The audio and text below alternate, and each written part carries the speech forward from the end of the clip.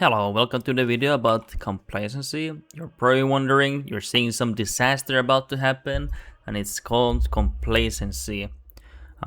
It's just basically your country becoming complacent, and then once you get to 100%, you will enter a disaster.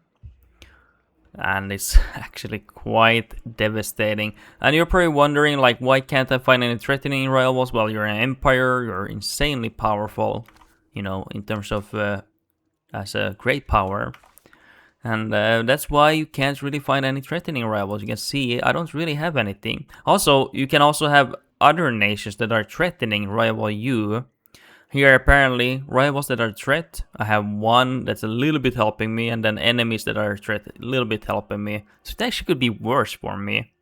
There is one way you could try to find, by stealing maps or exploring, you could find China, or whatever, China, like Wu, whatever the nation would be. And then if they actually didn't implode and they united, you can, you can rival them. But let's go through here. Like, how do you reduce complacency? Well, the easiest way you can immediately reduce it. Also, let's see how much money I make here without. Interesting. Anyway, so the best way to reduce it instantly is by investing in diplomacy. It reduces by 0.10 complacency per month. And you can see having a coalition against Rome also reduces complacency, which is actually quite a bit if you're considering if diplomatic spending is 0.10 and the coalition against Rome is 0.05. That's insane. So even if you have like a small coalition, you can see here only like small select nations here have a coalition against me, against Rome, and I still get the full benefit from that. So definitely want like a small coalition if you can always have one. And then let's see, also ruler's ability reduces the complacency. There are two negatives. Having lack of threatening rivals will negatively impact complacency and also average control in your country. So definitely keep these two in check. If you can't keep this in check anymore, then you can keep in check on control by getting more proximity, more control, and then also having coalition against you always. And then this is something I didn't even realize before, but being in a civil war also reduces by 0.05% or basis points, which is like crazy good. And also having a war declared on you reduces it by the same amount, 0.05 complacency. So there's a lot of ways you can have it reduced. And it's not, I have to be honest, it's not that hard to deal with. It's just, I let it get high to like 89%, I think. And for reasons why I did that, it's just, honestly, I should have had like a small coalition at all times, but I did not have that. But I would still be increasing inevitably. But it would have been allowed me, because I was mainly focused on building economy. So you can see the era of my economic growth here started like around here.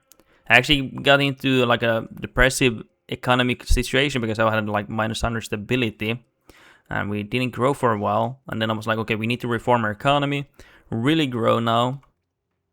And that's what we did. But then I was like, okay, let's deal with complacency later.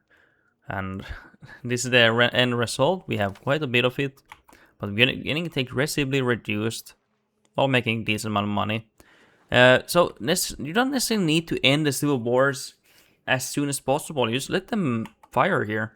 Just let them be here. You can deal with them, kill some of their troops so they can't even do anything to you. And then you just focus on building and healing from the complacency while paying some diplo.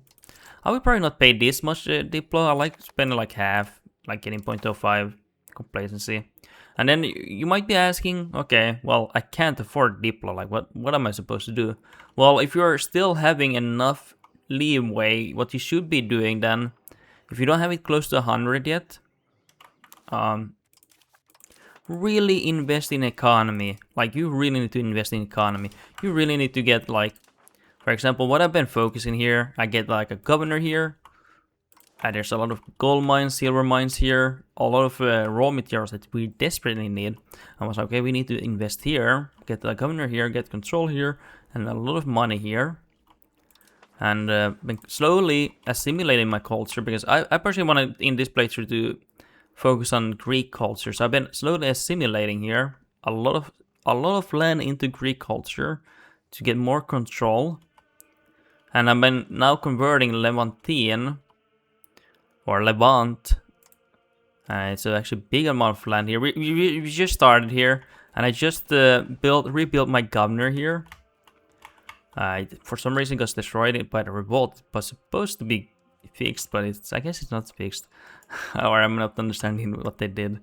So the control here is kind of bad now because we just rebuilt it, but it will be better as time goes on. So you can see my proximity is like pretty good actually. I'm starting to get here some maritime presence even.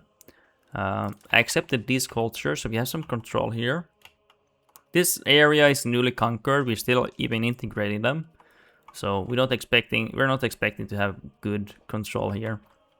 So why am I talking about this? Yeah, control actually affects complacency, but I'm also talking about it because you need to grow your economy. And for example, I'm having one issue though because of the disease.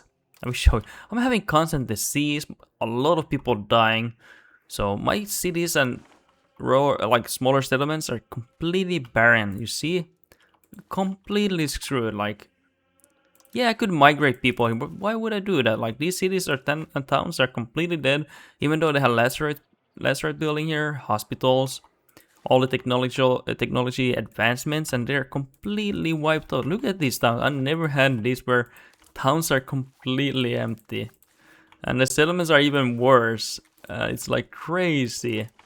I'm honestly speechless. This is one of the few cities that I have, besides for Constantinople, that is actually decently big, with 40k population. Then we have for some reason, disease has not gotten to these populations. And here also Athens, very very important city for me. Surprisingly, you can see it's actually really hard. Like, look at this, like 2,000 people here, like completely screwed over. Like, it is actually there's some Latin movement here, but still, like, look at it. It is insane to me. So I've been getting these newly conquered territories here as well, Levant, and getting a lot of migration here. I'm planning also to get this area here very very soon, because I really need this population to be migrating towards my empire and feeding into my cities here, because right now it's completely screwed up for me. So that's why I really can't really develop my cities really. It's just I have gotten towns and everything. It's just difficult to deal with the disease here. That's something I have not really figured out yet. But yeah, growing your economy. Let's talk about that more. What do we need to do to get an economy going? Like, you're probably wondering, like, I can't really make any money right now. Like, these spinner skills are making me. Let's say you're making like 1 gold per 3 years for 1 spinner skill. Like, how can you increase these? Like, what? It doesn't make sense to you, right? Then you can get like theaters, very cost efficient buildings. Cost 80 ducats for me, and I don't even have the full discounts. It's a very cheap building. And you will see why it's good. Where do we check actually? Oh, actually here. Never mind. I want to go to see an empty building that I have not built yet here. So 0.2, 0.2, 0.2, 0.05, 0.1. You see what this requires. All the production methods, like, it uses so many raw materials, and then it increases the price because there's more demand suddenly. Let's actually build this. And then counting houses. Like, these buildings don't generate money directly, but what it does is just makes the demand, and suddenly you need more of something. And then when you need more of something, of course these buildings, by the way, they cost maintenance, but it doesn't matter, because when you get these, you create demand. Therefore, you create demand to get more books, more spinner skills, more everything. And then by getting more of those, you get more burgers, you get more employment, you get more people generating money and taxation for you. It just creates a lot of prosperity, and you create an actual economy. If you think about it in real life, when you get into economic depression, you don't want to step expenditure. You want to spend more money to invest into economy and just get out of the economic depression. So I guess that's like kind of that's how I actually dealt with complacency recently with this one. I've done it many times, but I wanted to intentionally get it like high and then be like, oh shit, we need to deal with it. And it kind of puts on a pressure on you to really reform your economy and like not just economy but militarily. You want to start getting coalitions against you. You want to actually reform your economy to deal with the complacent country that you're gonna use to having good. You're gonna use to having a lot of money, and now you're having the consequences of having to deal with that. And it's been interesting for me. I've liked it. I liked it. Yeah, it's definitely fun for me. But yeah, if you do get complacent, you're screwed. Not completely, of course, but it is a very rough disaster. Like monthly research progress halved, pop join revolt's threshold, efficiency of cap. Like you are screwed. You can't do anything really.